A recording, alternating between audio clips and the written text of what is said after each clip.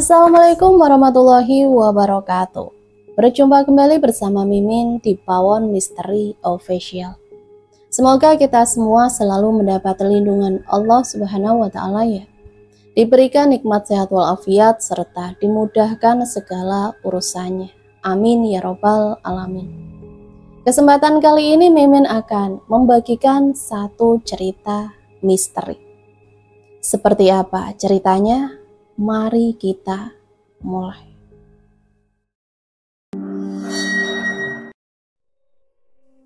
Sri menyeret sebuah tas besar keluar dari kontrakan. Suaminya, Kartono, lebih dulu berjalan di depannya. Di bahu kiri Kartono ada sebuah kardus yang terlihat sesak, diikat asal-asalan agar isi kardus itu tak berhamburan keluar. Di tangan kanannya ada koper tua yang sudah tak bisa dikunci. Ia ikat dengan seutas tali demi menjaga pakaian mereka yang disumpalkan dengan paksa agar muat semua.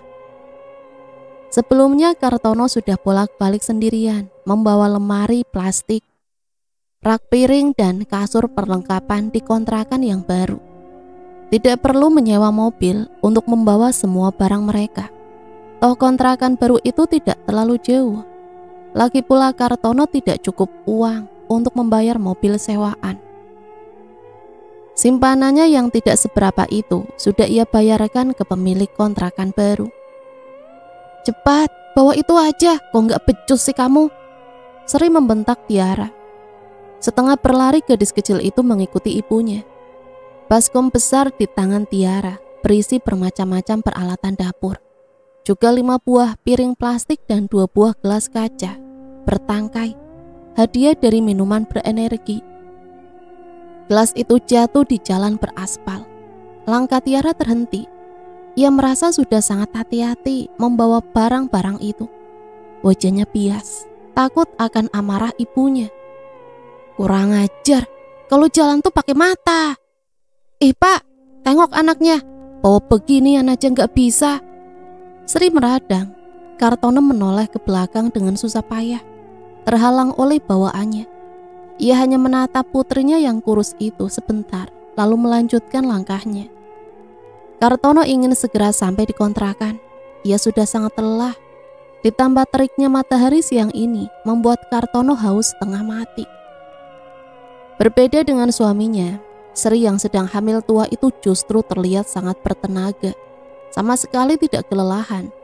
Padahal tas besar di tangannya terlihat tidak seimbang dengan ukuran tubuhnya yang mungil. Perut buncitnya juga seperti bukan penghalang baginya untuk bersikeras pindah siang ini. Tepat ketika matahari sedang berada di puncak kepala. Mungkin karena emosinya yang juga memuncak, masih terngiang di telinganya apa yang Arena katakan padanya. Kejadian pagi tadi benar-benar telah menyulut emosinya. "Salah sendiri kamu, orang gak punya. Pasti kamu iri kan? Pindah sana. Aku juga udah males kok nengok sampean. Udah susah, songong." Dan kalimat-kalimat umpatan sumpah serapa lainnya. Rasanya ingin Sri menjambak rambut perempuan itu, andai saja ia tidak sedang hamil besar. Sri Sumiati, usianya 26 tahun, bertubuh mungil dengan kulit putih kemerahan. Namun raut wajahnya yang keras tidak sesuai dengan tubuh mungilnya. Sri terlihat lebih tua dari umurnya. Terpaan hidup telah membuatnya menjadi perempuan berhati batu. Ia sangat kasar dan keras. Kata-kata makian sudah terbiasa keluar dari mulutnya. Tidak jarang Tiara menjadi pelampiasan jika emosinya sedang buruk. Tentu Kartono, lelaki itu tidak banyak bicara. Sehari-hari ia berjualan mainan yang ia buat sendiri dari barang-barang bekas di pasar tradisional. Sesekali jika ada orang yang mengajaknya bertukang, ia lebih memilih untuk ikut. Sebab penghasilan dari bertukang lebih jelas ketimbang berjualan mainan. Meskipun Kartono hanya bisa membantu menyusun batu bata atau mengaduk semen, Kartono memang tidak punya keahlian sama sekali. SD pun tidak ditamatkannya karena tak adanya biaya. Meski sekolah gratis, namun untuk transportasi dan tetek bengek keperluan alat tulis dan seragam sekolah tak dapat ia lunasi. Seumur hidupnya belum sekalipun Kartono merasa hidup senang. Rena adalah tetangga kontrakan Sri. Mereka berasal dari kampung yang sama, berangkat bersama dari kampung, bermaksud mengadu untung di kota. Persahabatan mereka masih berlangsung hingga keduanya menikah. Setelah menikah mereka mengontrak bersebelahan. Kontrakan itu sebenarnya jauh dari kata layak. Dindingnya dari papan yang sudah mulai lapuk. Separuh atapnya sudah bocor karena berkarat. Jika hujan datang, mereka menampung tetesan air hujan itu dengan baskom-baskom. Listriknya bertenaga 900 watt, dipakai untuk berdua. Jika Rena sedang menyalakan mesin air dan Sri yang sedang memasak nasi dan menyetrika, listrik akan mati. Tidak kuat menahan beban. Jadi mereka membuat kesepakatan tentang menyalakan mesin air dan menyetrika. Mereka akan bergantian menyalakannya. Tentu sangat tidak nyaman. Belum lagi ketika bulan baru datang, tagihan listrik 900 watt itu fantastis jumlahnya. 250.000. Meskipun dibayar berdua, tetap saja masih terasa berat. Sebelum subsidi dicabut pemerintah, mereka hanya membayar 70.000 saja.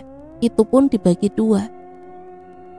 Angka 250.000 itulah yang menjadi awal mula keretakan hubungan dua keluarga kecil itu.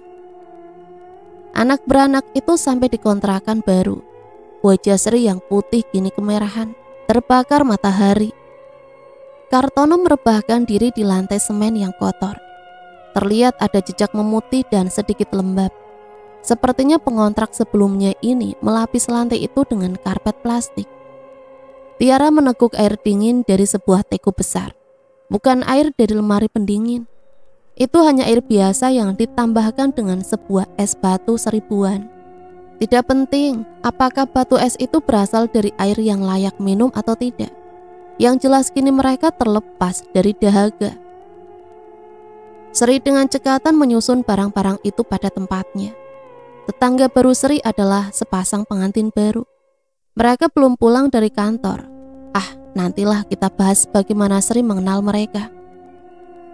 Coba kamu hati-hati tadi, gelasnya gak bakalan pecah. Sri melirik Tiara yang kesulitan minum dari teko. Denger gak? Dibilangin orang tua kok pura-pura gak dengar. Tiara melirik ibunya sekilas, lalu mulai mengorek serpihan batu es dari teko dengan sendok. Batu es itu ia masukkan ke mulut, kemudian dikeluarkan lagi, begitu berulang-ulang, menyisakan tetesan air di kaos dalamnya yang sudah kesempitan. Tiara kelas 1 sekolah dasar, tubuhnya kurus, rambutnya kusam, kemerahan karena kurang gizi. Anak itu beratnya hanya 16 kilo saja, tidak sesuai dengan tingginya. Sri melayangkan tangannya ke lengan Tiara. Lihat itu kerjaanmu, basah semua. Aku ini sudah capek, jangan kamu tambah-tambah lagi dengan kelakuanmu itu. Tiara mengusap lengannya, perih, tapi ia tidak menangis. Wajahnya datar saja. Ia berhenti memainkan serpihan batu es dan duduk diam. Mas, coba sampean lihat, masa iya tagihan listrik kita segini? Sri menyerahkan selembar kertas dengan jejak printer yang baru saja ia lunasi di sebuah minimarket ke tangan Kartono. Lah, udah dilunasi toh, duit dari mana dik? Sewa rumah kan belum tak bayar mas, jadi tadi ke minimarket dulu. Hening sesaat, Kartono mengucek matanya yang tidak gatal, lalu menelan ludah. Terlihat jangkungnya yang naik turun. Padahal di rumah kita nggak punya apa-apa ya mas, cuma magicom dan setrika. Nyetrika pun seminggu sekali.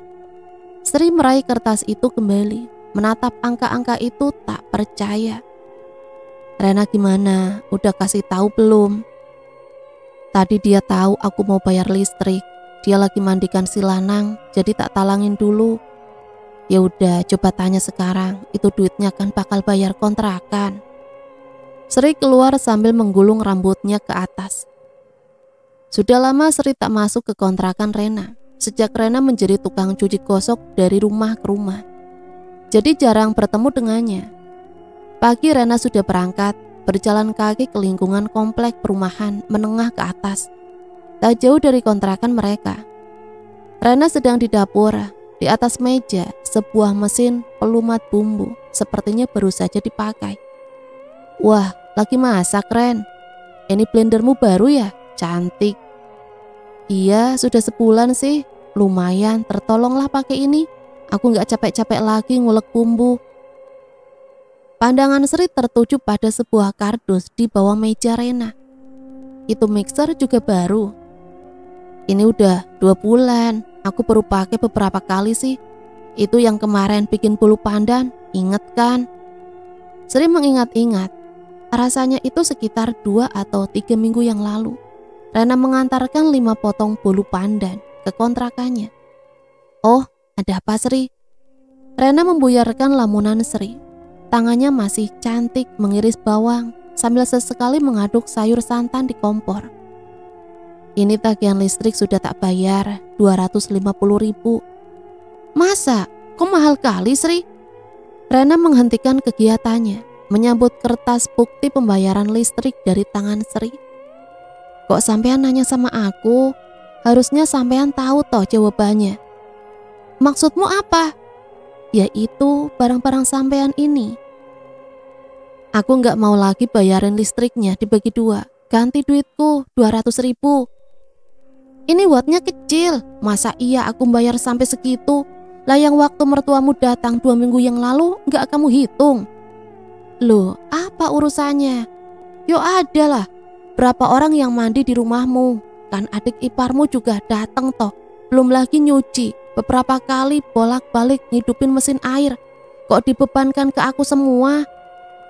Ingin rasanya Sri mengumpat Rena, atau ia lemparkan saja barang-barang mewah itu ke lantai.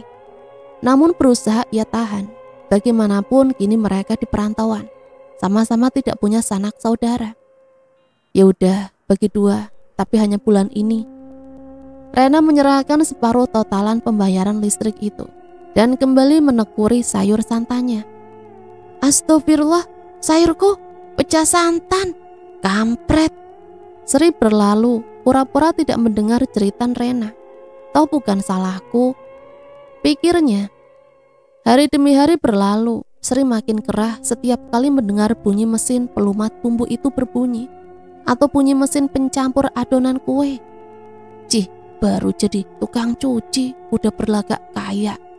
Sri jengah.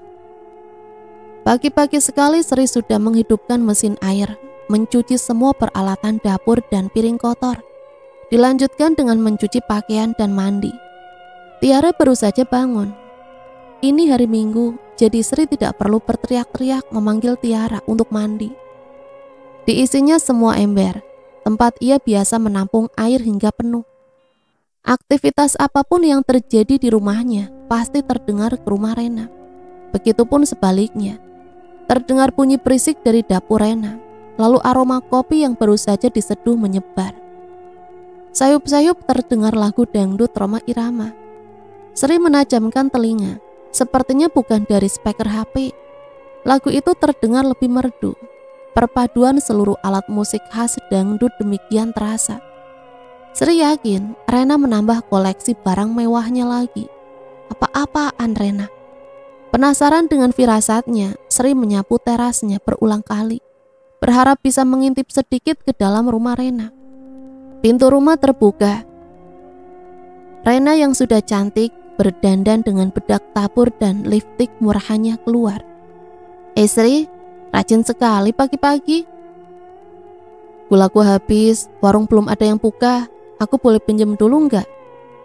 Mau bikin kopi Mas Tono, ambil aja di belakang.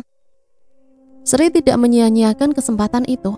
Sambil membawa cangkir, ia sempatkan menyelidik rumah Rena ke berbagai arah. Benar saja, sudah ada TV 14 inci dengan raknya sekalian. Juga ada DVD keluaran Cina. Asem, rutuknya dalam hati. Hari ini Sri dibuat kembali kaget ketika mengecek tagihan listrik. Angkanya semakin melonjak saja. Rp274.000. Sri tidak mau tinggal diam. Dia bersumpah akan melabrak Rena kalau saja perempuan sok kaya itu masih tidak mau membayar lebih iuran listrik. Aku bayar 150.000, sisanya ya jatahmu. Rena menolak. Kamu mau bayar atau kulempar TV-mu ini keluar. Sri, sadar kamu, bojomu itu yang paling rajin nonton bola di sini. 200.000, titik. Sudah kulebihkan itu. Memang listrik mahal sekarang. Kok kamu protes sama aku? Protes tuh sama PLN atau sama presiden sekalian. Rena tak kalah sengit. Ia merasa benar dengan haknya melebihi sedikit iuran listrik. He, tak perhatikan kamu kok makin sok ya? Mbok yo mikir pakai otak. Di rumahku gak pakai alat-alat canggih begitu. Masa bayar listrik mahal? Kamu tuh mentang-mentang udah kerja mau berlaga sama barang-barangmu itu. Salah sendiri, kamu gak punya. Pasti ngiri kamu kan? Gak kuat aku punya tetangga macam begini. Aku mau cari kontrakan lain yang apik, listriknya sendiri-sendiri. Ya wes, pindah sana. Aku juga udah males nengok sampean. Udah susah, songong. Jaga omonganmu ya Ren. Kamu pun bukan orang mampu. Ingat, seperti apa kamu dan mamamu di kampung. Baru dikasih seneng sedikit, gayanya kayak wong sugih. Lah, yang gak usah ngegas kamu Kalau gak ingat kamu yang lagi bunting begini, sudah tak rauk mukamu. Ayo rauk, ayo, matamu kui. Cuy, amit-amit jabang bayi. Dan segala sumpah serapah tak patut pun keluar dari mulut kedua perempuan itu, hingga Kartono melerai mereka.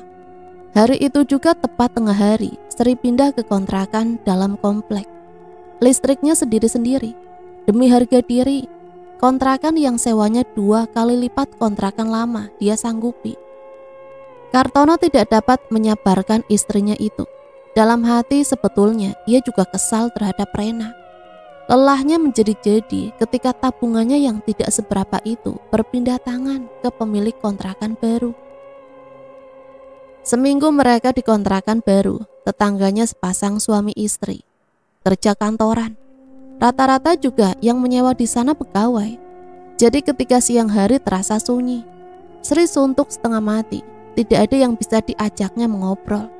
Belum lagi suaminya itu, setiap pulang dari pasar tidak bisa membawa uang banyak. Sri mengeratkan genggamannya pada dompet umal, souvenir dari toko emas. Simpanannya semakin menipis, sementara pengeluarannya besar. Sewa rumah dan listrik menyerobot lebih dari separuh jatah belanja sayur. Bahkan tabungan yang sedianya untuk bersalin nanti sudah menguap tak berjejak.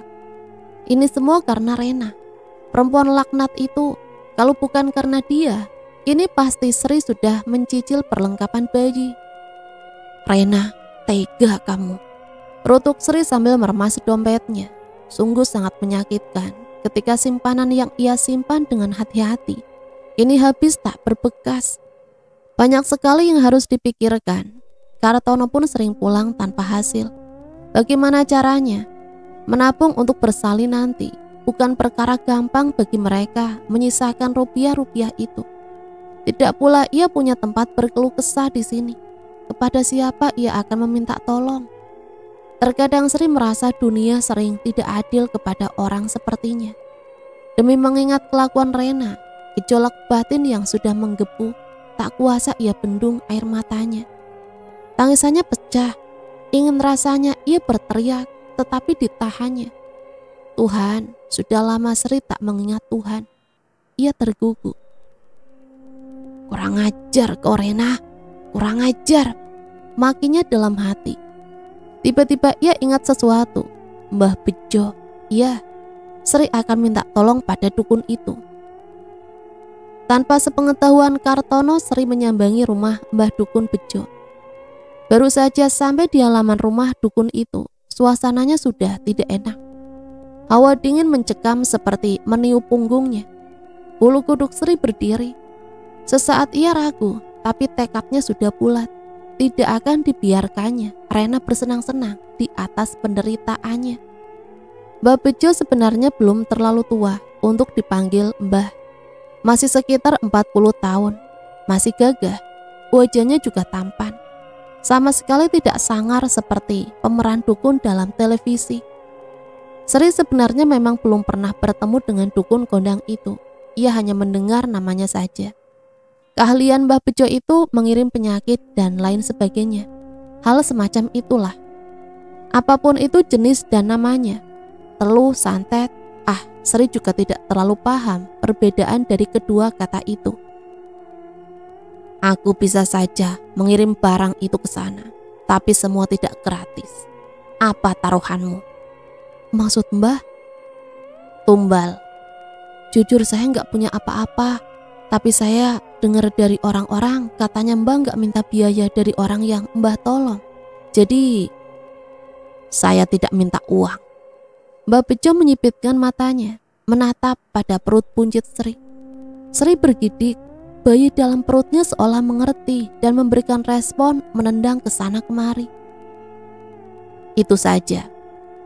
Lanjutnya, Sri terkesiap. Tidak, dia tidak akan mengorbankan anaknya demi apapun. Sri meninggalkan kediaman Mbah Bejo dengan perasaan campur aduk. Lelaki yang bersekutu dengan setan itu tersenyum sinis. Kartono pulang lebih awal hari ini. Sri yang sedang memasak oseng cumi asin dikejutkan oleh bunyi sepeda motor butut suaminya. Sedikit berlari untuk membukakan pintu. Loh Mas, tumben udah pulang? Dapat berapa hari ini? Selidik Sri terhadap Kartono. Dilihatnya di bakul mainan buatan Kartono masih banyak. Kening Sri mengernyit. Belum banyak, aku ditelepon Mulyadi, katanya Rena masuk rumah sakit. Sejak subuh muntah darah. Dek, jantung Sri menjadi tidak karuan. Muntah darah? Jangan-jangan. Tapi dia sudah membatalkan keinginannya pada Mbah Bejo saat itu juga. Lalu kenapa sekarang Rena muntah darah? Sepengetahuan Sri, Rena tidak pernah sakit berat. Ditepisnya prasangka yang datang. Tidak, itu bukan salahku. Sri, aku mau nyusul Mulyadi ke rumah sakit. Mau ikut enggak? Sri mengangguk. Ia harus memastikan ada apa dengan Rena sebenarnya. Kartono mampir ke sekolah untuk menjemput Tiara sebelum mereka menyusul ke rumah sakit. Sepanjang perjalanan tidak henti-hentinya, Sri merapalkan beberapa ayat pendek yang ia hafal. Kali ini ia ingat Tuhan yang Maha Kuasa. Semakin dekat jarak mereka ke rumah sakit, semakin tidak karuan perasaan Sri. Ada begitu banyak tanya, ada rasa khawatir jika terjadi sesuatu dengan Rena. Jika itu disebabkan oleh Mbah Bejo, artinya jabang bayi yang tengah dikandungnya dalam keadaan terancam. Diusapnya perut buncitnya dengan lembut. Ia benar-benar bingung dan bertanya-tanya. Mungkin ketakutanlah yang sebenarnya paling ia rasa. Rena sudah dipindahkan ke ruang rawat inap, kamar anggrek 203. Bau khas rumah sakit menyeruak masuk ke pernafasan Sri.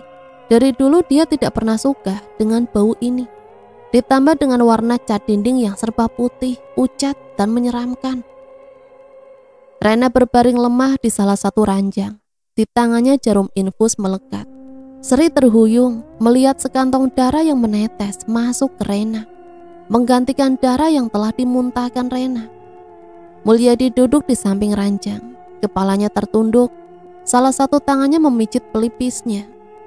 Sri berjalan di belakang Kartono, tubuhnya gemetar, bertopang pada bahu Kartono.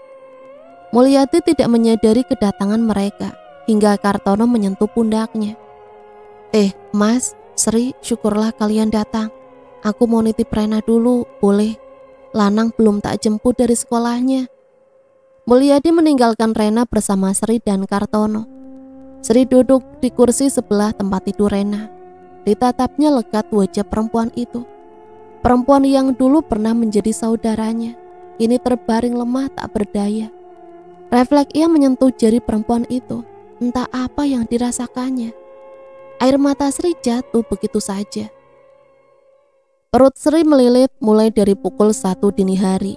Sri merasa tidak nyaman kalau harus membangunkan Kartono. Seharian ini suaminya itu tidak istirahat sama sekali.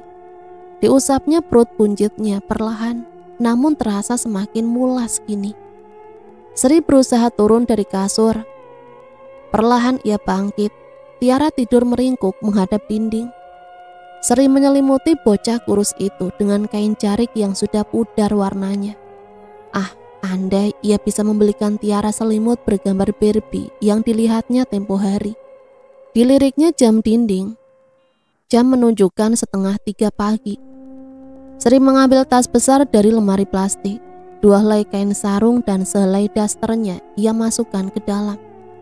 Sri hanya mengira-ngira, andai benar mulasnya kali ini bukan kontraksi palsu, dan ia harus segera ke klinik terdekat. Kartono tidak perlu lagi menyusun pakaian mana nanti yang ia perlukan untuk melahirkan. Ia ingat betul bagaimana paniknya Kartono saat ia akan melahirkan Tiara. Selesai mengemas, Sri mulai merasakan mulasnya semakin menjadi-jadi. Pukul 4 dini hari. Aduh, Mas, bangun Mas. Pukul berapa ini? Astaga, kenapa duduk di sana, Dek? Kartono meraih pundak Sri, membantunya beringsut pada kasur tipis yang mereka gelar di lantai. Aku mungkin sudah waktunya lahiran, Mas. Sri memejamkan mata, menggigit bibirnya. Kontraksinya semakin cepat sekarang. Sakit yang luar biasa. Aduh, piye ini, Dek? Jam segini Tiara kita titipkan sama siapa? Sri tidak menjawab. Wajahnya yang meringis menandakan ia sedang berusaha menahan rasa sakit itu. Ya wis, kita bawa aja. Kartono mengambil keputusan. Tiara dibangunkannya dengan sedikit paksaan. Gadis kecil itu menguap berkali-kali, mengucek matanya yang terasa perih. Motor butut Kartono sampai di depan klinik bidan Yanti. Tergopoh-gopoh Kartono menurunkan tas, lalu menggendongkannya pada bahu. Sri yang sudah sangat kesakitan bergelayut pada lengan kanannya. Tiara mengikuti mereka dari belakang. Sri segera mendapat pertolongan. Beruntung ada beberapa orang mahasiswa kebidanan yang sedang praktek lapangan di klinik bidan Yanti. Salah seorang di antara mereka segera menghubungi Bu Bidan. Sabar ya Bu, sebentar lagi Bu Yanti datang. Tak lama kemudian Bidan Yanti datang. Beliau dengan cekatan melakukan tindakan. Beberapa orang mahasiswi juga ikut membantu proses persalinan Sri. Mas, cantik ya. Mau kasih nama siapa ini bayi kita? Safira. Bagus Mas, aku suka. Sri menimang bayi mungil itu dalam pelukannya. Ia bersyukur semua berjalan lancar. Terlebih ketika mengingat dukun itu tempo hari. Sri bergidik. Ternyata Tuhan menyelamatkan bayi mereka. Ternyata benar. Sang dukun belum bertindak sama sekali. Syukurlah. Kamu sudah 40 hari toh Sri. Sudah keluar rumah. Aduh cantiknya. Siapa ini namanya? Ujar penjual sayur itu sambil menyerahkan kantong itu pada Sri. Safira Bude. Cantik namanya. Tiba-tiba seseorang wanita menyeropot dan mengambil sebuah kantong yang sengaja disangkutkan pada sebuah paku di dinding. Ini ayam pesanan saya ya Bude. Dada Sri seketika berdetak lebih kencang demi didengarnya kembali suara yang sangat ia kenali itu. Rena. Oh iya, tumben sudah siangan kesini. Iya Bude, tadi aku gosok dulu. Wanita itu memilih sayuran di hadapan Sri, seolah memperlihatkan gelang dan cincin emas barunya yang gemerincing. Pemandangan itu sungguh membuat Sri muak. Namun matanya tak berhenti menatap kilau benda yang melekat pada tangan itu. Rena sengaja memanasi dirinya. Sri sudah menerima kembalian dari Bude Tati, namun tubuhnya seolah membeku ketika celotehan Rena seolah ditunjukkan padanya. Untung ayamnya udah tak pesen duluan. Kalau enggak, paling aku masak tempe. Besok aku pesen ikan kembung ya Bude. Oh iya, berapa banyak? 1 kilo mau tak bakar. Anakku senang betul itu ikan kembung bakar. Oh iya, jangan dipotong ya Bude, biarkan utuh. Biar bergizi gitu makanya. Masa hari-hari tempe terus, mana ada gizinya? Demi menahan gejolak amarah, segera ditinggalkannya warung Bude Tati. Sri menghempaskan belanjaannya di meja. 2 potong tempe menggelinding keluar dari kantong plastik belanjaannya. Begitupun dengan sayur bayam. Beberapa helai daun berguguran di lantai. Benci aku, benci. Sri menjerit histeris. Toh ia tidak akan malu. Tidak ada tetangga jam segini di dekat kontrakannya. Mereka semua rata-rata pegawai, jadi sudah pasti tidak di rumah saat ini. Sri menyita bungkusan belanjaannya dari meja hingga jatuh berserakan di lantai. Tangisannya pecah.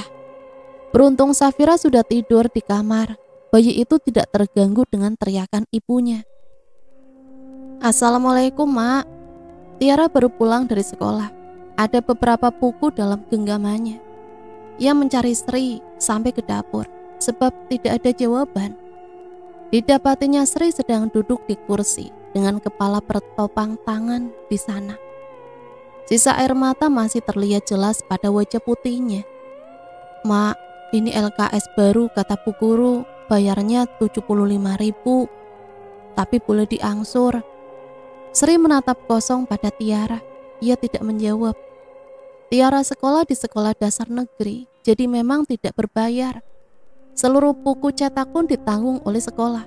Tapi setiap awal semester dibagikan lembaran kerja siswa, tentu saja berbayar. Selebihnya tidak ada pungutan apapun. Duit lagi. Mana tadi bukumu? Besok kamu kembalikan ke sekolah, ngerti? Gak usah beli buku.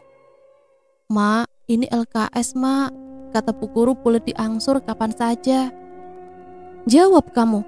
Besok kalau ndak kamu balikan, aku sobek-sobek bukumu itu. Nanti Bu Guru. Halah, sekalian aja. Berhenti kamu sekolah. Mak, diem. Kamu gak mau kulibas pakai ikat pinggang bapakmu kan? Tiara memilih bungkam.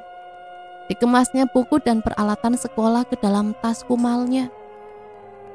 Gadis kecil itu paham betul bagaimana tabiat ibunya jika sudah marah. Bukan sekali 2 kali Tiara merasakan sabetan hanger pada tubuh kurusnya. Sedikit saja ia berbuat salah, Sri sudah pitam. Sungguh tak ingin ia merasakan yang lebih dari itu. Ketika Sri menjemur pakaian di belakang rumah, barulah Tiara berani menyingkap tudung saji di meja. Dan tentu saja belum ada apa-apa. Sebagian tadi lebih banyak dihabiskan Sri untuk melamun, menangis dan berteriak. Gadis kecil itu nelangsa. Ia mengambil gelas dan mengisinya penuh. Segera segelas air putih ia teguk, berharap berkurang keroncongan di dalam perutnya. Kartono menyusun keranjang berisi mainan ke atas motornya. Lelaki pendiam itu tidak menyadari kehadiran istrinya. Sri sejak tadi memperhatikan apa yang Kartono lakukan. Jualannya gantilah Mas, yang cepat laku, yang cepat menghasilkan. Alih-alih menjawab, Kartono memilih pura-pura tidak mendengar apa yang baru saja dilontarkan istrinya itu. Mas, aku ngomong sama sampean loh, kok nggak dijawab? Kartono menyadari istrinya itu mulai tidak senang. Apa toh? Lah, jadi dari tadi aku ngomong itu beneran nggak dengar? Atau sampean yang nggak mau dengar? Sri mulai menaikkan nada bicaranya. Aku bilang ganti aja jualannya, jangan mainan, yang cepat laku, yang cepat menghasilkan uang. Aku capek Mas, hari-hari ngaturin duit yang gak seberapa itu buat ini itu. Aku capek hidup susah. Sri, sadar kowe, ngomong apa toh? Kok tingkahmu makin hari makin bikin aku gerah yo? Lah kamu kan tahu, aku bisanya gini. Aku udah capek Mas, makin hari hidup kita makin susah. Bulan ini saja kita sudah nunggak bayar rumah. Listrik juga sudah bunyi itu, sebentar lagi mati. Belum lagi uang bukunya Tiara. Kartono menarik nafas panjang. Ia sadar betul kehidupan yang kini mereka lalui semakin berat saja. Aku mau kerja Mas. Kerja apa? Nyuci gosok lagi ke tetangga atau jaga toko juga nggak apa-apa. Terus anakmu gimana? Kamu gak kasihan toh Dek sama Tiara sama Safira? Kalau kamu kerja, bayimu dititipkan siapa? Mikir Dek. Aku tuh pengen kerja karena aku mikir Mas. Aku mikir udah gak bisa lagi ngandelin penghasilan sampean. Aku mikir karena beras udah habis. Aku mikir karena gak bisa beli sabun buat nyuci baju anakmu. Mikir aku mas, gak kayak sampean yang pasrah aja. Sri, apa? Sampean gak terima? Lah emang gitu kenyataannya kok. Kartono mengusap wajahnya dengan kasar. Demi menghindari pertengkaran ini, di starternya motor yang sudah sangat lama berjasa padanya. Mainan di dalam keranjang itu terguncang. Kartono melaju menuju pasar tanpa mandi. Juga belum sempat menghirup kopi hitam yang sudah diseduh Sri dari pagi. Pikirannya kacau. Sri tidak berbelanja hari ini. Biarlah, toh ia sudah menanak nasi dari seluruh beras yang tersisa. Cukup untuk dia dan Tiara makan siang. Tentu saja ia akan membagi nasi itu separuhnya untuk Kartono. Sudah lewat zuhur, suaminya itu belum juga tiba di rumah. Ini jelas tidak seperti biasanya. Apakah lelaki itu masih marah padanya? Apa ia sudah keterlaluan? Apa ia terlalu berlebih-lebihan? Sri mengingat-ingat apa saja yang ia ucapkan pada lelaki itu tadi pagi. Kartono, bagaimanapun ia adalah suami yang baik. Sedikit penyesalan menyelinap dalam hati Sri. Terdengar pintu diketuk. Itu dia. Sri merapikan ikatan rambutnya dengan berantakan. Ia berusaha mengurai senyum pada wajahnya. Pertanda ia sudah melupakan pertengkaran tadi pagi. Semoga Kartono juga sama. Bergegas ia membukakan pintu. Namun bukan Kartono. Seorang lelaki bertubuh tegap dengan dandanan necis dan aroma parfum yang khas berdiri di depan pintu. Lelaki itu melempar pandangannya jauh ke dalam masuk. Jantung Sri berdetak lebih cepat, takjub sekaligus takut. Suamimu ada? Saya dengar suamimu bisa dimintai tolong apa saja. Benar mbah. Duduk dulu mbah, silakan. Tidak usah, saya tidak mau lama-lama. Suruh suamimu ke rumah malam ini juga, saya tunggu. Baik mbah. Sri bergidik sekaligus takjub. Bau parfumnya masih saja tertinggal setelah beberapa saat ia meninggalkan kediaman Sri. Tangisan Safira membuyarkan pikirannya. Bergegas ia mengambil bayi itu dan merapatkan bibir mungil itu pada dadanya. Safira menyusut dengan lahap dan kembali tertidur dalam pangkuan Sri. Ketika Kartono pulang, ada apa? Kartono hafal betul raut wajah istrinya itu jika sedang menyimpan sesuatu. Aku minta maaf soal tadi pagi. Aku gak punya maksud buat... Sudahlah, gak usah dibahas. Mas, tadi ada yang nyari sampean. Siapa? Mbah Bejo. Mbah Bejo, dukun sakti itu. Sri mengangguk mengiyakan. Ada apa? Gak tahu, ada kerjaan katanya. Coba aja sampean ke rumahnya, mana tahu emang rezeki. Bisa buat bayar kontrakan. Coba aja mas, Tiara juga perlu buat bayar LKS dari sekolah. Mas Kartono. Mbak Bejo membuka pintu begitu Kartono sampai di depan rumahnya. Masuk mas, saya tungguin dari tadi siang. Lelaki itu mempersilahkan Kartono masuk sambil terus menuju ke bagian belakang.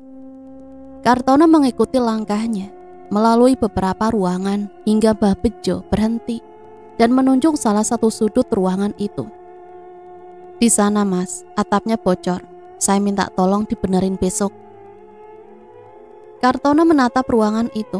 Penerangan yang kurang membuat ruangan itu sedikit angker. Hawanya dingin dan lembab, mungkin karena kebocoran atap itu, menyempurnakan keangkerannya. Kartono bergidik menyadari itu. Seketika bulu tengkuknya berdiri. Namun desakan ekonomi dan bayangan Sri yang mengeluh sepanjang waktu membuat ia menyanggupi permintaan Mbah Bejo. Ditepisnya prasangka yang terlanjur masuk ke pikirannya. Toh esok hari ia akan memperbaiki atap siang-siang. Mana ada hantu siang hari. Senyum tersungging pada bibir hitamnya, menertawakan nyalinya yang menciut hanya gara-gara isu tentang lelaki di hadapannya ini. Seperti biasa, pagi-pagi sekali Sri sudah memulai aktivitasnya. Mumpung Safira masih tidur, ia tidak mau menyia-nyiakan kesempatan untuk menyelesaikan pekerjaan rumah. Kartono sudah berangkat selepas menyesap kopi dan sarapannya, sekalian mengantar Tiara ke sekolah. Sebuah mobil berhenti tepat di depan kontrakan mereka.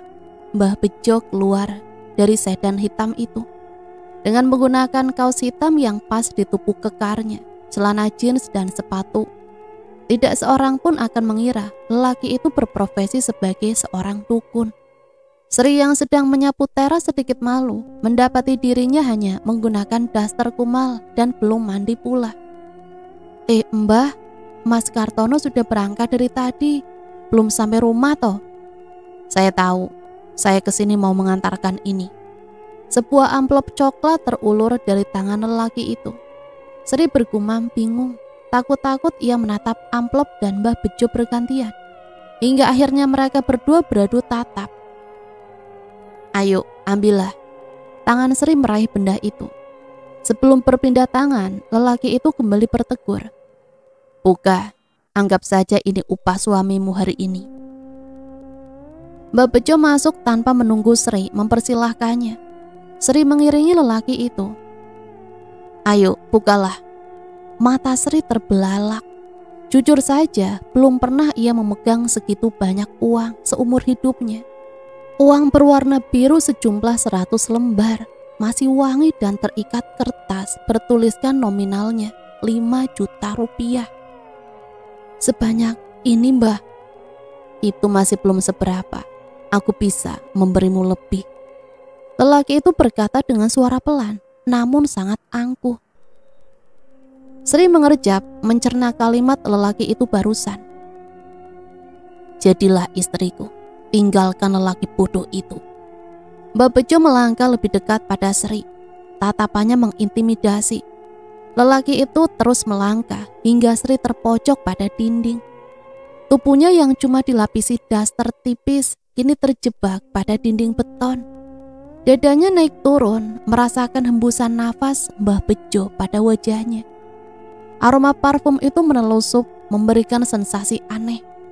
Sri merinding mendapati sentuhan lembut pada daun telinganya lalu turun ke leher. Perempuan itu memejamkan mata, menahan gairah yang entah sejak kapan tersulut. Ikut bergemuruh, ia menggigit bibir bawahnya. Mbah Bejo membuai dirinya. Sri menyadari ini tidak benar. Ingin rasanya ia berteriak, tapi lidahnya seakan keluh. Tolong lepaskan. Alih-alih melepaskan cengkramannya, lelaki itu mengulum bibir Sri yang bergetar. Ia ingin merekuk lebih banyak lagi dari perempuan itu. Sri meronta meski tanpa suara. Air matanya menganak sungai. Sekuat tenaga ia mendorong lelaki itu. Mbah Bejo terjerembab. Sri berlari ke kamar, mengunci pintu secepatnya. Perempuan mungil itu bersandar pada pintu, bergetar hebat karena tangis dan raung yang tertahan. Di ruang tamu Mbah Bejo yang hasratnya tidak tersampaikan, murka. Ia menendang kursi plastik, satu-satunya perabotan di ruangan itu. Dengar Sri, saya tidak pernah tidak mendapatkan apa yang saya inginkan, termasuk kamu. Sri menutup telinganya, tangisannya makin menjadi. Ia baru keluar dari kamar setelah mendengar deru mobil yang semakin menjauh meninggalkan kontrakannya. Perlahan ia menuju ruang tamu. Amplop coklat itu masih ada di sana. Demi apapun, ia memang sangat butuh uang saat ini. Haruskah dengan cara begini? Kartono pulang menjelang maghrib. Lelahnya terbayarkan sebab Mbah Bejo memberikan upah yang tidak sedikit. 1 juta rupiah. Untuk 1 hari bekerja. Ia juga tidak harus mengeluarkan uang untuk membeli makan siang tadi.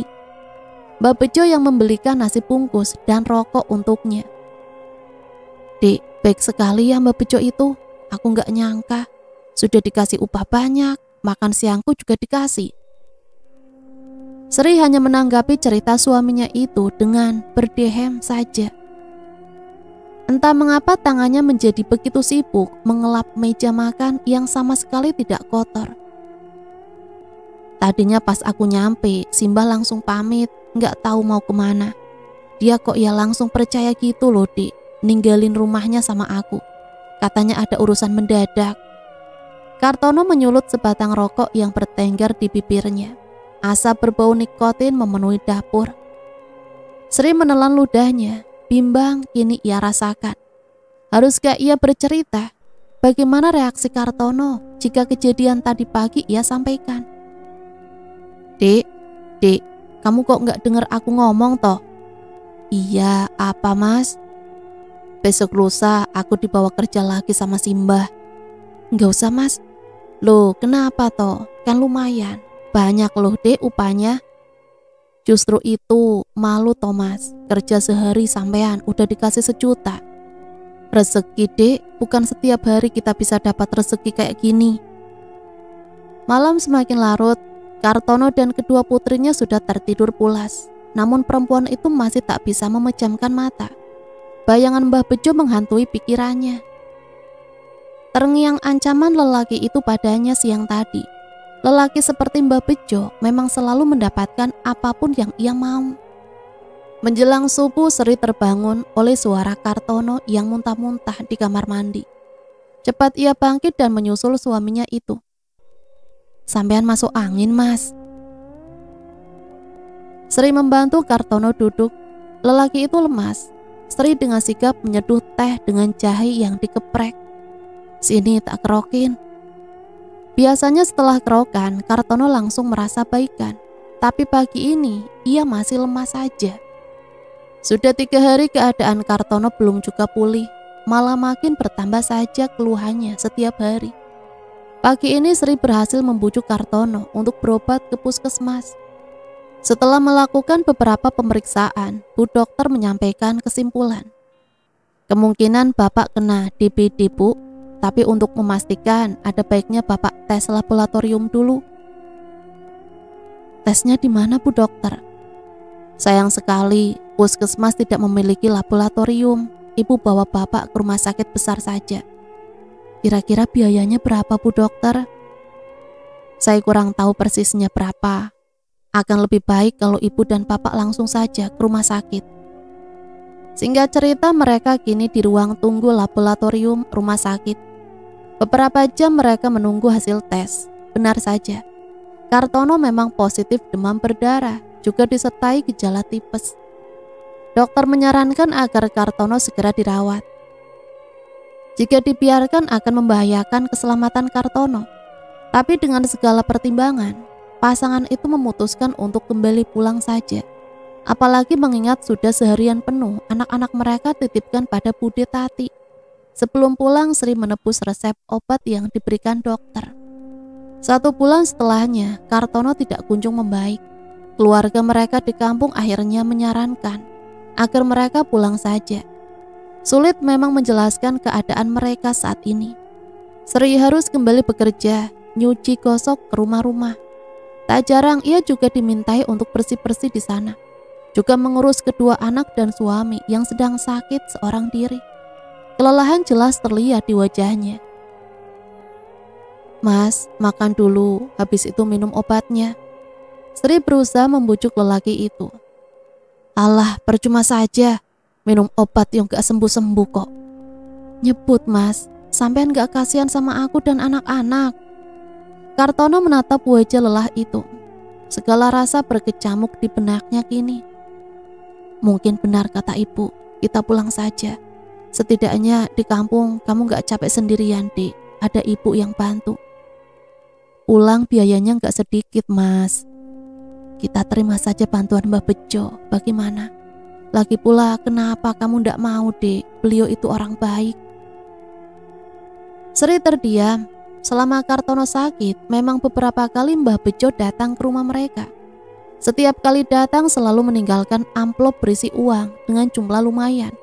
Sri belum sama sekali menyentuhnya. Sebulan ini ia berusaha menghemat pengeluaran sebisa mungkin dari upahnya menjadi buruh cuci gosok di beberapa tetangga. Sri membuka amplop-amplop itu, totalnya 2 juta rupiah. Ia juga teringat dengan amplop pertama yang ia sembunyikan dari Kartono.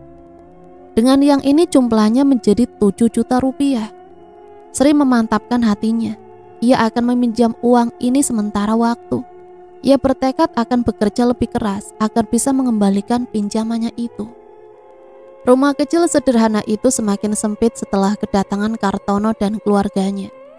Namun Mbak Mira sangat bahagia bisa berkumpul dengan anak dan cucu. Satu hal yang sangat disyukuri oleh Sri, meskipun keadaan mereka jauh dari kata layak, setidaknya Tiara dan Safira lebih berisi sejak tinggal bersama Mbak Utinya. Tiara juga jauh lebih ceria. Mungkin karena di sini ia tidak lagi menjadi sasaran amukan ibunya. 4 bulan tidak terasa sejak Kartono memboyong keluarga kecilnya ke kampung. Sri sebetulnya betah di sini, namun mengingat hutang yang terlanjur ia buat, Sri tidak ingin melepas tangan begitu saja. Lagi pula ia merasa sudah terlalu lama menjadi tanggungan ibu mertuanya. Bagi Sri selama ia masih kuat, rezeki Tuhan akan ia jemput kemanapun. Untuk sementara Kartono dan anak-anak tidak bisa kembali ke perantauan bersamanya.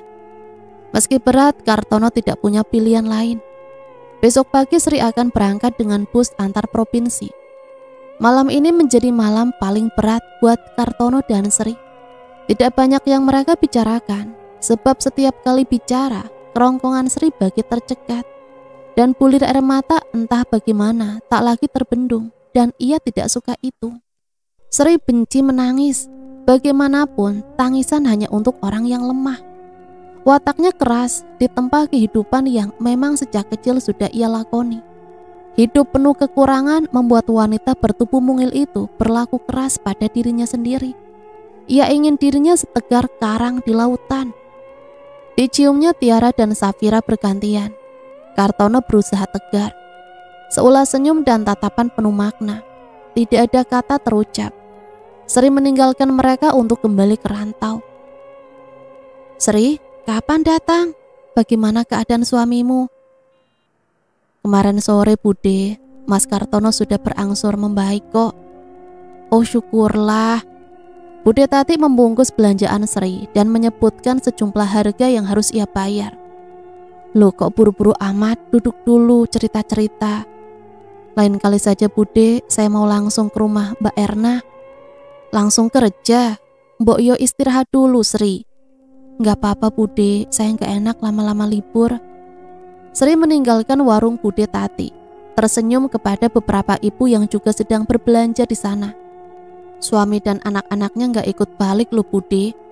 Seorang pelanggan sayur Bude Tati mulai bergosip. Dengar-dengar Sri lagi dekat sama Mbak Bejo loh. Ah masa iya, Mbak Bejo itu kan ganteng. Masa mau sama si Sri yang buluk begitu? Ibu yang lain menimpali.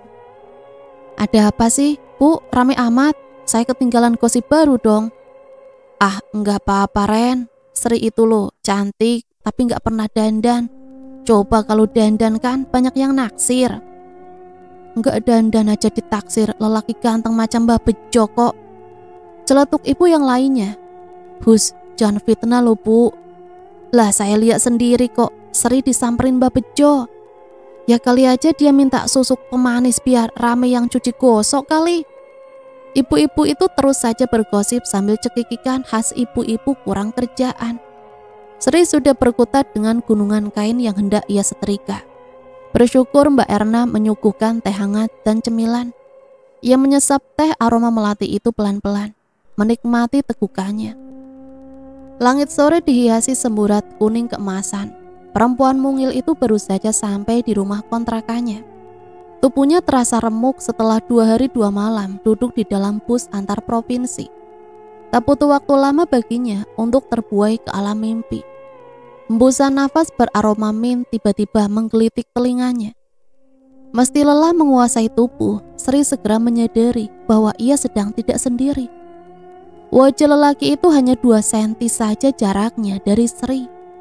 Secepat kilat ia bangkit, mendorong lelaki itu hingga terjerembab ke belakang. Mbah Bejo, saya Tidak usah banyak bicara. Aku tahu kau lelah. Biarkan aku bekerja. Bagaimana? Lelaki itu bangkit, menyapu seluruh ruangan dengan pandangannya. Jadi benar, sudah kau usir suamimu itu. Bagus, aku tidak perlu susah payah. Ia kembali mendekati Sri. Kenapa kau buat aku menunggumu lama sekali, Sri? Mbak Bejo menarik Sri ke pelukannya, merenggut paksa ke mejanya hingga 2 kancing atas terlepas. Sri berusaha menutupi dadanya dengan kedua tangan. "Jangan, Mbah, aku mohon." Sri terus memberontak. "Aku bisa saja merenggutmu sekarang, tapi aku tidak mau. Aku menginginkan pernikahan.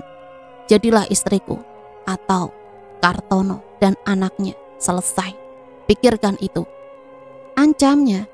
Lelaki itu mendorong tubuh Sri, mencampakkannya begitu saja ke sudut kamar.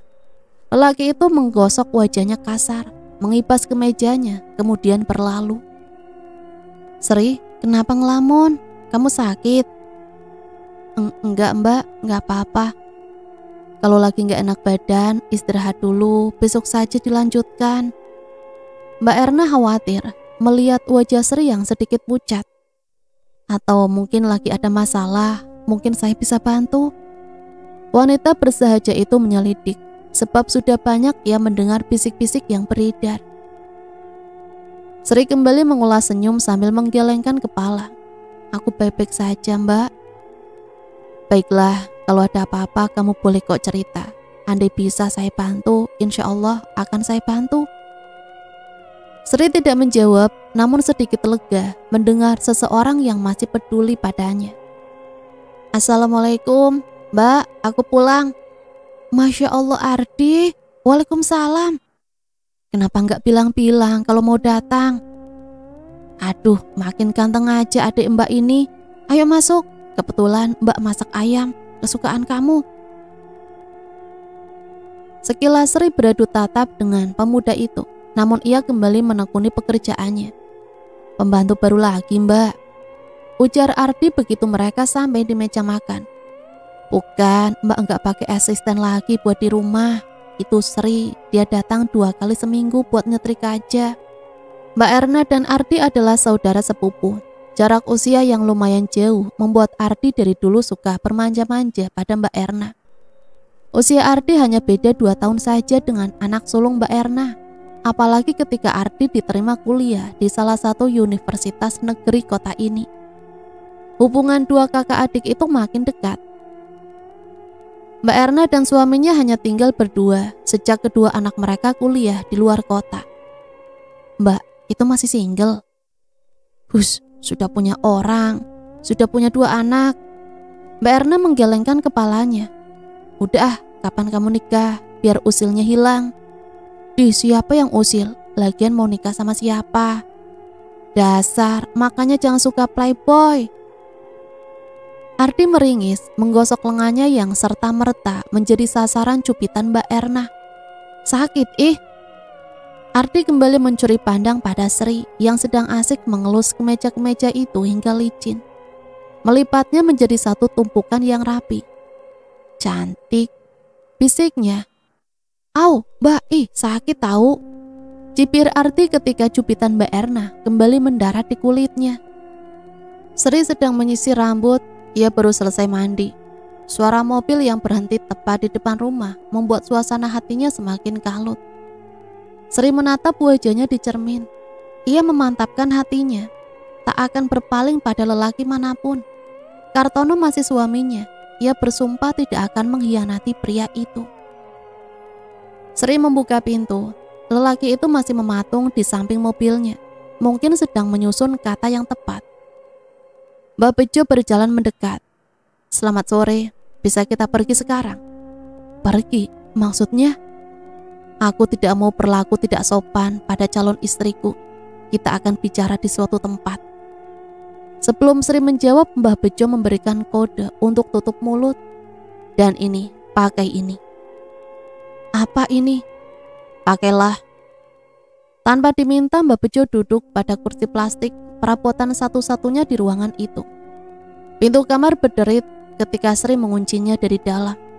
Dipandangnya paperback hitam pemberian Mbah Bejo. Perlahan ia buka. Sebuah kotak hitam tak kalah elegan dengan pita emas di atasnya.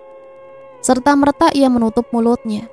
Hampir saja ia menjerit takjub melihat gaun berada di dalamnya. Seumur hidup belum pernah ia memiliki gaun seperti itu. Bahkan gaun pengantinnya dulu tidak seindah itu. Sri diajak ke suatu tempat oleh Mbah Bejo. Sebenarnya Mbah Bejo belum tua-tua amat ya, cuman karena profesinya sebagai mbah, jadi dipanggillah Mbah Bejo. Sri menunduk memperhatikan jemarinya, saling meremas dan berkeringat. Tanpa permisi Mbah Bejo merapatkan duduknya pada Sri, merangkul perempuan itu dengan erat. "Saya mau pulang, Mbah." Sontak Sri menepis tangan lelaki itu. "Apa maksudmu? Kita baru saja sampai. Nikmati saja, atau kau akan mendengar berita buruk tentang Kartono besok pagi," bisiknya. Matahari sudah mulai tinggi, tapi sampai sesiang ini Sri sama sekali belum juga tidur. Ya, semalam ia tak dapat memicingkan mata. Ancaman Mbah Bejo semalam terngiang-ngiang terus di telinganya. Sri gelisah menyadari bahwa semua ini terjadi karena kesalahannya. Baru saja ia berniat meraih ponselnya, benda yang sudah ketinggalan zaman itu berdering. Matanya perih menahan kantuk. Ia tatap layar ponsel yang berkedip-kedip. Sebuah nama tampil di sana, Kartono. Tidak biasanya Kartono menelpon di jam segini. "Iya, Mas." "Sri, ini Ibu." "Ibu, ada apa, Bu? Kok tumben telepon?" "Suamimu, Sri. Kartono kesehatannya memburuk. Wong tiba-tiba pingsan di pelelangan. Begitu siuman, batuk-batuk terus, berdarah, nafasnya sesak. Katanya perutnya sakit, seperti ditusuk-tusuk. Ibu mau bawa ke rumah sakit." Tiba-tiba terdengar suara benda jatuh dan Kartono yang terbatuk-batuk di belakang ibunya. "Sudah dulu ya Sri, Kartono kumat lagi, nanti ibu telepon lagi. Ulanglah Sri, kalau bisa secepatnya." Sri tak sempat membalas salam ibu mertuanya, dadanya sesak. Hanya satu saja yang ia pikirkan, sudah pasti ini ulah dukun itu. Semalam memang segalanya tidak berakhir seperti yang lelaki itu pikirkan. Dengan tegas Sri menolak lamarannya. Mungkin Sri bukan istri yang patuh dan taat pada suaminya. Seringkali ia marah atau bertengkar dengan Kartono. Tapi bukan berarti ia perempuan murahan. Sejatinya ia adalah istri yang setia, apapun keadaan suaminya itu. Tangan Sri mengepal, ia tidak akan diam saja. "Awas kau Bejo!" Berita tentang penyakit aneh Kartono Center terdengar di seluruh desa. Warga silih berganti datang ingin melihat apa yang terjadi pada lelaki itu. Rumor tak sedap seketika menyebar. Kartono kena guna-guna, tak salah lagi. Bisa jadi mereka punya banyak masalah di rantau, sebab itu mereka pulang. Aku rasa Kartono punya banyak utang. Tak sedikit pula yang menghubungkan keanehan penyakitnya dengan Sri. "Istrinya mana? Suami lagi sakit gini, ditinggal sama anak-anak. Jangan-jangan mereka udah pisah." Atau kalimat-kalimat miris dan prihatin. Kasihan istrinya banting tulang sendirian. Anak-anaknya yang kasihan. Kasihan Mbak Mira lah, sudah tua gini meski nanggung hidup Kartono dan anaknya. Mereka menyelidik dan membuat kesimpulan sendiri. Dari mulut ke mulut berita itu semakin berkembang. Malam ini mereka berkumpul di kediaman Kartono. Keadaan Kartono semakin memprihatinkan. Dari mulutnya darah segar terus saja menyembur. Bau amis darah menyeruak ke seluruh ruangan. "Kita bawa saja ke rumah sakit besar di kota, Mbok." "Percuma Yud, si Mbok yakin ini bukan penyakit biasa. Mbokmu ini udah gak punya apa-apa Yud." Kartono terbatuk-batuk sambil meremas tangan perempuan tua itu lebih keras, meminta kekuatan untuk melawan sakit yang kini ia rasakan. Tak lama darah segar kembali ia muntahkan. Mbak Mira mengelap sisa muntahan pada mulut Kartono. Mata tuanya mengerjap beberapa kali, memastikan benda kecil putih mengeliat di kain jarik yang sudah berubah fungsi kini. "Yud, gak salah lagi. Maksud Simbo, teluh," ujarnya sambil menyodorkan kain jarik. "Gusti, ulat Mbok." Suasana mencekam terasa begitu Sri menginjakan kaki di halaman rumah Mbah Bejo. Kediaman lelaki itu sepi seperti biasa. Sri meneguk ludahnya sendiri. Ia tidak dapat menyembunyikan rasa takutnya, tapi amarahnya lebih besar dari itu. Hari ini ia akan membuat perhitungan dengan lelaki itu. Pintu ia ketuk. "Masuklah." Aku tahu kau akan kemari. Sri masih terpaku di tempatnya. Sejujurnya ia sendiri tidak yakin perhitungan seperti apa yang akan ia lakukan untuk Mbah Bejo. Oh, kau lebih suka jika aku sendiri yang membukakan pintu dan mengantarmu. Lelaki itu membuka lebar pintu, mengulurkan tangan untuk mempersilahkan perempuan itu masuk. Baiklah, aku tidak terburu-buru. Lanjut Mbah Bejo melepas genggamannya. Jadi ada perlu apa? Apa kau menyesal dengan keputusanmu atau bagaimana? Sudahi semuanya.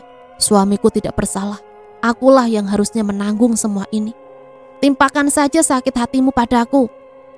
Tawa Mbah Bejo memenuhi ruangan. Apa ini? Kenapa buru-buru? Mau minum apa? Sri melengos tak sudi. Kartono, pria itu. Apa kau mencintainya? Dia ayah dari anak-anakku.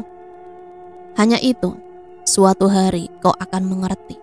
Kau tidak butuh dia, perlahan kau akan lupa. Tapi jika menjadi istri yang setia yang kau inginkan, 3 hari lagi kau akan menjadi janda. Setelah itu, cukup! Mbah Bejo takjub sekaligus murka. Berani-beraninya perempuan bertubuh mungil itu berteriak padanya. Sebuah tamparan melayang ke pipi Sri, diiringi dengan jambakan di rambutnya. Sri merasa tidak berdaya. Baiklah, aku bersedia. Bersedia? Coba kau ulangi. Bicaralah dengan jelas. Aku bersedia menjadi istrimu. Lelaki itu tertawa terbahak-bahak, seolah dunia kini telah menjadi miliknya. Dengan satu syarat. Lanjut Sri. Syarat seperti apa yang kau inginkan? Sudahi semuanya. Aku akan mengurus perceraianku dengan Kartono. 3 bulan, beri aku waktu 3 bulan saja. Tolong jangan ganggu aku. Aku akan pulang dan menyelesaikan semuanya. 3 bulan waktu yang diminta Sri. Setidaknya dalam waktu itu ia bisa sedikit bernafas lega. Mbah Bejo tidak akan mengganggunya. Namun ia sendiri tidak yakin kemana ia harus mencari pinjaman untuk kembali ke kampung. Sri berpikir bagaimana kalau ia berterus terang saja pada Mbak Erna. Jangan putus asa terhadap kasih sayang Tuhan. Sri mengulang kalimat itu di dalam hatinya. Kalimat bijak seperti itu sering ia dengar. Tetapi di tengah teruknya kehidupan, seringkali ia lupa akan keberadaan Tuhan. Entahlah, terkadang Sri merasa Tuhan seakan tidak peduli pada dirinya. Terlahir dari keluarga miskin, hingga kini masih saja berteman dengan kemiskinan. Suami yang sejatinya dapat memenuhi kebutuhan hidupnya, kini terbaring lemah tak berdaya.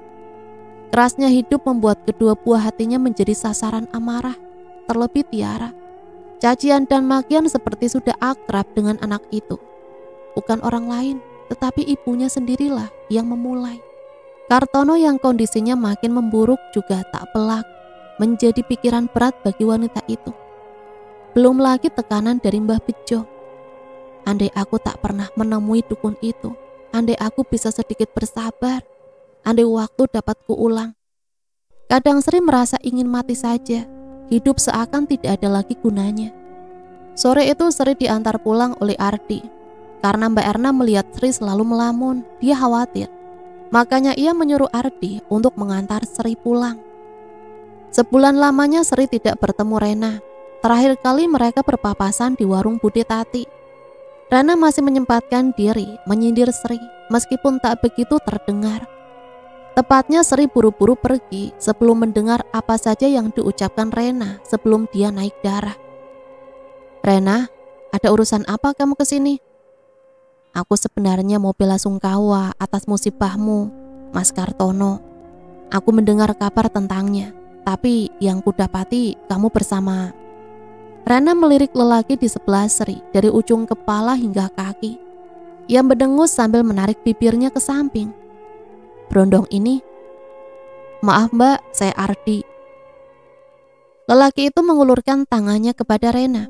Alih-alih menyambut uluran tangan, Rena malah melipatkan ke dada. Ardi menarik tangannya kembali. Meski kesal, ia mencoba tersenyum. Saya tidak tahu dan tidak mau apa masalah kalian. Yang saya tangkap, mbak ini sepertinya salah paham. Mbak Sri bekerja di rumah kakak saya. Saya hanya disuruh mbak saya untuk mengantarkan Mbak Sri pulang karena dia kelihatan pucat. Rena masih diam, namun tatapannya sinis. Baiklah, saya permisi dulu Mbak Sri. Ardi meraih helm, menstarter motornya dan segera pergi dari sana. Sial, dasar emak-emak zaman now, apa-apa jadi bahan gosip. Rutuknya dalam hati. Sri menghela nafas lelah, tapi pikir dengan tuduhan Rena. Sri menggelengkan kepalanya, sementara tangan wanita itu sibuk mencari kunci pada dompet lusuhnya. Gimana keadaan Mas Kartono, Bu? Masih belum ada perubahan, Sri. Kapan kamu pulang? Secepatnya, Bu. Doakan duitnya cepat ngumpul biar kita bisa bawa Mas Kartono ke rumah sakit. Pulang, Sri. Kita nggak tahu takdir apa yang sudah tertulis untuk Kartono. Ibu cuma takut, khawatir umur Kartono tidak panjang. Mbak Mira terisak. Sri tidak dapat menahan air matanya. Sejak semalam Sri menangis. Tuduhan Rena membuat Sri mengingat seluruh perjalanan hidupnya yang tidak putus di Rundung Malang. Belum lagi terdengar kabar dari kampung tentang suaminya, Kartono. Percakapan di telepon barusan membuat Sri semakin bingung. Kemana lagi ia akan mencari nafkah? Mengumpulkan lebih banyak uang untuk pengobatan Kartono. Sri akhirnya pulang kampung. Dengan uang pemberian Mbak Erna, Sri telah menceritakan semuanya kepada Mbak Erna. Ia turut sedih mendengarnya. Batuk yang berkepanjangan menyiksa tubuh Kartono. Lelaki itu tersenggal tiap kali berusaha memenuhi rongga dadanya. Sekedar untuk bernafas, Sri membaluri dada Kartono dengan balsem, berharap suaminya itu dapat bernafas sedikit lega. Sri, tidurlah, biar ibu yang jaga. Sejak kamu datang belum ada istirahat. Gak apa-apa, Bu. Nanti kalau malah kamu yang sakit, istirahatlah, ajak anak-anakmu sekalian. Sri mengangguk. Sebenarnya ia sangat ingin menemani Kartono, tapi tubuhnya sudah sangat lelah. Terlebih perjalanan antar provinsi yang ia tempuh dengan bus selama 36 jam. Sebentar saja terdengar dengkuran halus dari wanita itu. Sri terbangun mendengar suara Kartono muntah-muntah.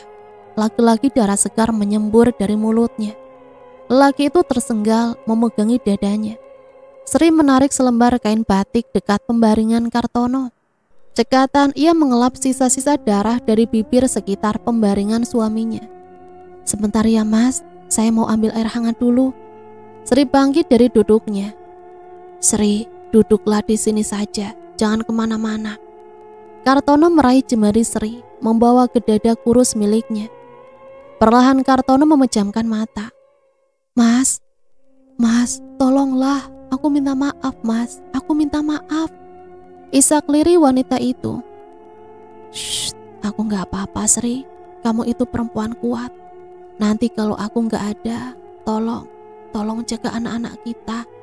Jangan dimarahi, mereka anakmu Sri, aku mohon. Mas. Darah segar kembali dimuntahkan lelaki itu. Sri tak kuasa menahan air matanya. Tangisan Sri membangunkan ibu mertuanya. Tergopoh, Mbah Mira mendekati pembaringan Kartono. Ya Allah Gusti, nyebut Astagfirullahaladzim. Kartono menatap sayu dua wanita di dekatnya. Genggaman tangan Kartono pada jemari Sri semakin melemah.